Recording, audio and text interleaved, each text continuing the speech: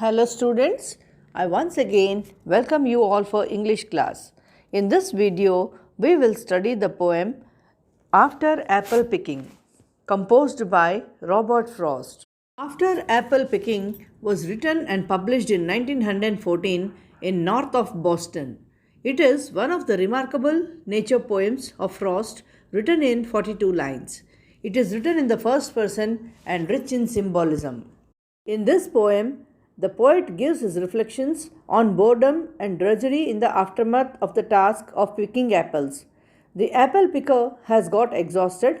He is unable to enjoy his life amid the pristine beauty of nature. The poet feels tired of apple picking. 2-3 apples are still left. He is getting sleepy. The essence of apple makes him intoxicated. A sense of strangeness is still hovering over his mind. He can't rub off from his sight. He is getting uncomfortable. In the morning, he skimmed the apple in a long, narrow container. The hoary grass melted away. The magnified apples appear and disappear. The reddish apples look clear. The poet feels pain. There is a pressure on fun of load of the apple picking. He is overtired of the great harvest he himself desired. There are still 10,000 fruits to be touched. He tries to hold the fruit in his hand, not to drop it on the ground or to let it crack. He makes a heap of the fruits.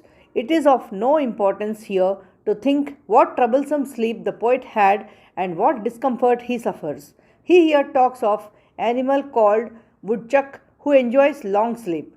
The poet wishes if he were like that. With this introduction of the chapter, now let us look at its explanation more clearly. The poem begins with the description of the apple picker who has stuck his two-pointed ladder through a tree upward. There is a barrel that didn't fill, and there are 2 or 3 apples more that he didn't pick up on. Some bow, but he is now completely tired with apple picking. He feels sleepy, as the winter is well on and the scent of apples is well out. All the objects of nature appear strange to him now. In the job of apple picking, he fell into a trance and started dreaming. He is not sure of the kind of dream he saw, but he knows at least one thing, that big apples appeared and disappeared.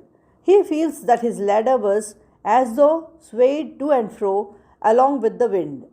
After describing the delight of the eyes, he describes the delight of the ears. He tells that from the cellar bin he keeps hearing the rumbling of load on load of apples coming in. He feels also completely tired because of apple picking. He wishes that the harvest of apples should be bumper. And when his wish is fulfilled, he feels that he is exhausted due to overwork. There are 10,000 apples before him, and it is difficult for him to allow any one of them fall down lest they should be spoiled and worthless. The apple picker guesses the thing that will trouble him in his sleep, be it whatever kind of sleep.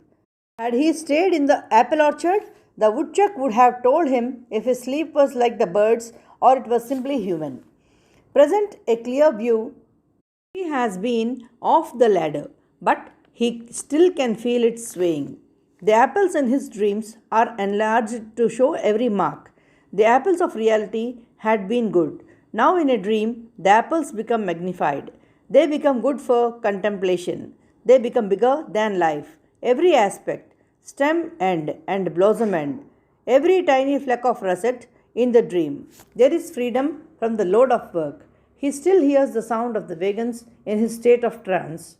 The speaker finds that the large harvest for which he had wished has become extreme. He had too much of apple picking. He reminisces all the details of the work with pleasure, but at the same time he is afraid of the sleep that he feels is coming on. In the trance of the sleep, he recollects not only the ripe apples successfully picked but also those that fell and were thought as damaged and had to be sent to the cider mill. He knows that he will have disturbed sleep because of overtired, whether it be the normal sleep or the sleep of death. With this explanation of the poem, we have come to the end.